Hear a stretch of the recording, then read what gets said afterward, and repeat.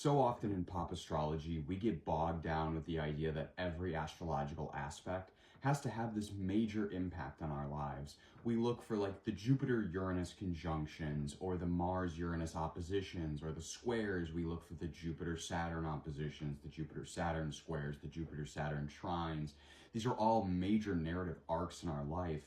But what we miss when we don't look at the more daily mundane astrology, and mundane astrology I would refer to as transits like the moon, transits like Mercury, really fast moving celestial bodies that if we don't really pay attention to how they show up on non-impactful days, it can be difficult to see where the process of spiritual evolution is taking us.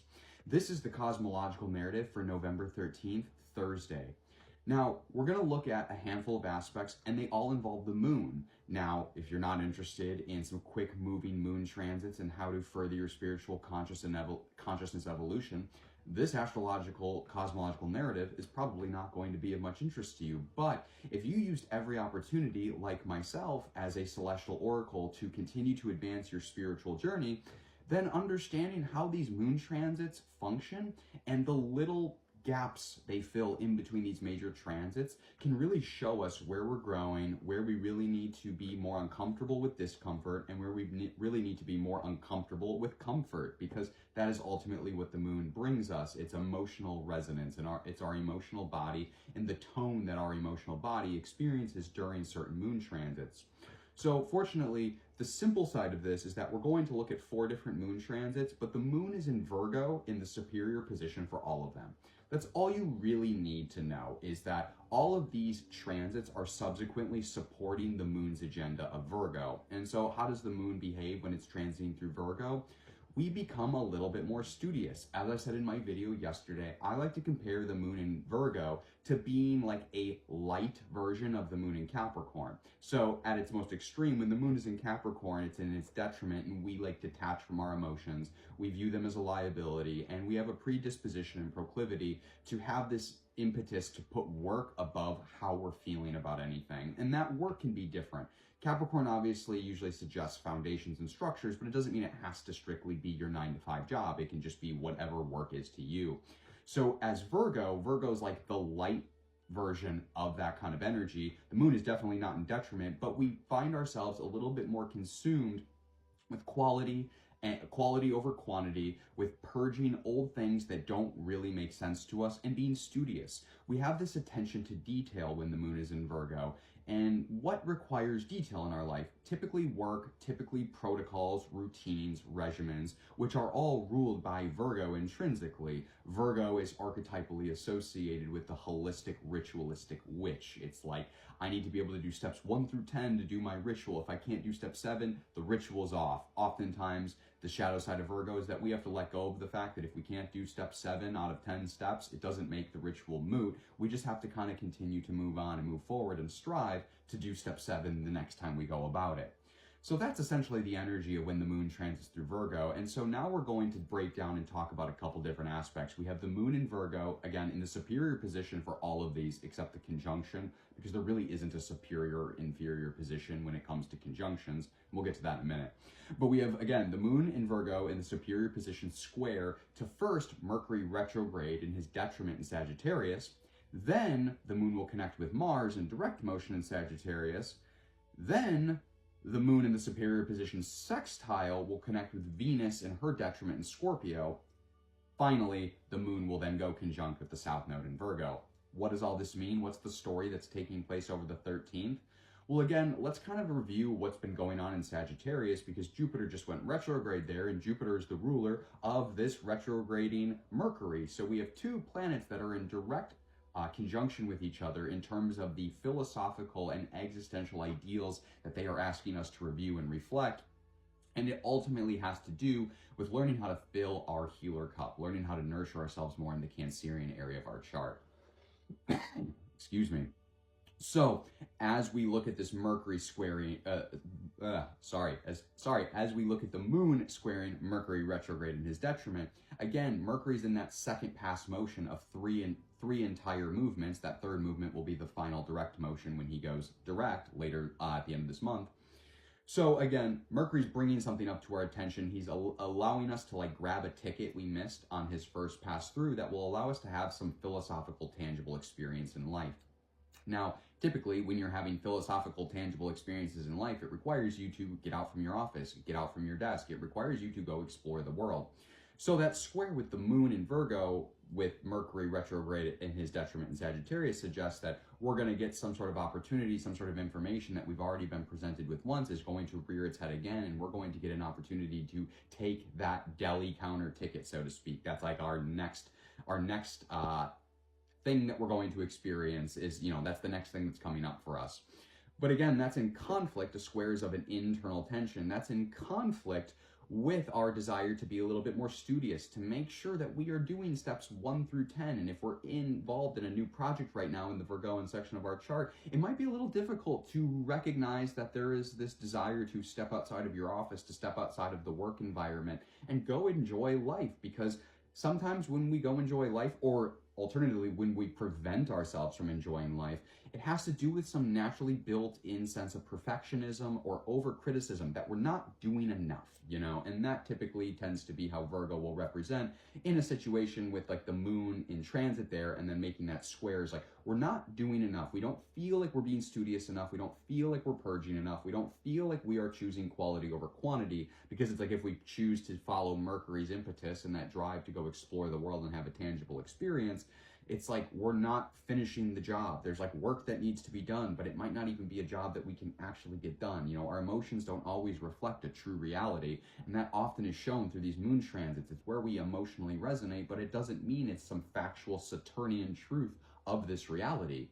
Now, when the moon then moves into a subsequent square with Mars in direct motion in Sagittarius, again, that Mars in Sagittarius is giving us a self-pursuit, a self-drive to go explore physical, tangible experiences that will allow us to connect with the divine, with God, to develop our sense of philosophical experience and understanding of the world through having physical, novel, spontaneous experiences in the world.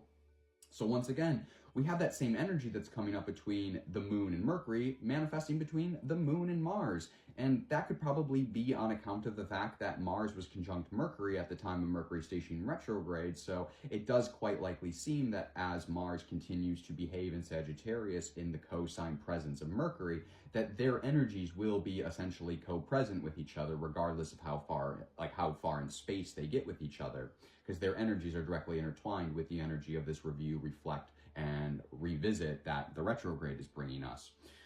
So then the moon in Virgo will make that harmonious Venetian sextile in the superior position to Venus in her detriment in Scorpio. Venus in Scorpio is in her detriment because our desire body needs to go through transformations in order to feel pleasure. Typically, alchemical transformations, ergo Scorpio, are not comfortable. It requires fire. It requires purging. So Venus, our desire body, has to be flamed. It has to be alchemized in order to become what we want it to be, and that's why Venus is in her detriment there. But I will say, as far as detrimental planets, Venus in Scorpio has a ton of positives. I really enjoy Venus in Scorpio season.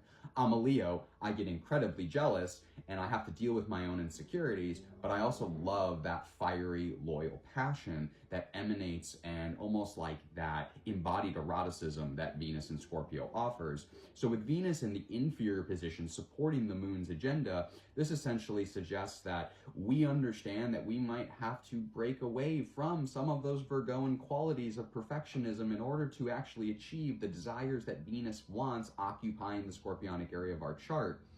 And then following that superior position sextile, the moon will then go conjunct with the south node, which suggests that we will essentially connect with what we need to release, whether that's perfectionism, over criticism, etc. Like whatever's preventing us from going and experiencing the world, whatever lies or deceptions that we're telling ourselves, whatever about our own work ethic or commitment to discipline that we feel like we are not quantitizing enough, that we aren't showing up and putting the work in, we'll probably recognize that this is a false paradigm of belief and that we can't continue to move forward into the next chapter of our life if we continue to live in a past paradigm. You can't expect your reality to change around you if you continue to show up in your reality in the same energy that you were before. The only way that you change your physical manifest reality is to decide that you are going to change your energy. And that's what the moon in Virgo, making the conjunction with the South Node at the end of this series of aspects, suggests is that we are driven, we kind of like want to go explore the world, and then we realize that, gosh, there is really a change that needs to happen inside ourselves in order to go become the most fulfilled, spiritually complete versions of ourselves. And then we emotionally resonate with a karmic pattern, ergo the South Node, that we need to release, let go, to move on to this next stage in our life. Now, all this is happening at the same time that there's this grand water trine still in exaltation between Jupiter retrograde in Cancer, and he's in his exaltation in the superior position of this grand trine as the ruler of this grand trine energetically. We have Lilith in Scorpio, and we have Saturn retrograde in Pisces. And so essentially, we're going through this process of awakening this feminine energy, balancing this feminine energy in the watery areas of our life so that we can be in more receivership. And all this moon energy is suggesting that we don't have to work so hard if we're in alignment. It's not that we don't need to show up. It's not that we don't need to dedicate ourselves, but we don't need to strain ourselves. We don't need to sweat. We don't need to be keeping ourselves up at night thinking about all the work that we should have done if we were being fair with our own energetic commitment. And being fair with our own energetic commitment requires you to say, hey, I can dedicate and really dedicate 4 to 6 hours into this project today. I have a free day. There's no reason not to. But when I complete that timer, regardless of how much physical manifest work I've done, I have energetically put 4 to 6 hours of work in. And then you know what? You deserve 4 to 6 hours of rest, recovery, hobbies, novelties, fun, pleasures in this world, etc. And that's what this whole series of transits is teaching us. And it's ultimately what the grand water trine has been teaching a lot of us, especially if you are a biological masculine figure that's been awakening and allowing that inner feminine that might be out of balance in a lot of us to step into more of like an accountability, letting the internal masculine step into action and accountability when required, but also learning to equal out that polarity and step into receivership. Because again, if we're constantly straining, if we're constantly working, we just become machines. And then what is the point of this reality? What's the point of the Saturnian reality if we're just here to serve some machine, some function, and not pursue our own spiritual satisfaction and fulfillment, which ultimately does come with the imbued congregation of both our accountability in the physical world and our ability to receive pleasure, fun, and joy in that more feminine energy that's connected to the intuitive and creative sides of ourself. If you enjoyed these astrological and spiritual narratives, I encourage you to check out Consciousness, Conjunctions, and Conversations. It's my weekly astrological workshop I hold every single Wednesday at 6:30 p.m. Pacific. You can sign up at the link tree in my bio. It's a party full link where you'll have all the information there. And it's limited to 10 seats per week. We go through the last week's energy transits, the subsequent week's energy transits, and I teach you how to delineate where these are taking place in your spiritual journey so that you can make better use of the astrological and cosmological narrative you are taking place in to evolve your consciousness and pursue your spiritual fulfillment. The second thing is that if you are interested in booking an astrological reading with me of any sort, you can contact me on TikTok, Instagram, or the link tree in my bio. I have menus posted on all three. I also offer hardship and financial pricing, so if you're affected by the downturn in the economy, do not fret. Shoot me a DM. Let me know what's going on. We will coordinate, okay?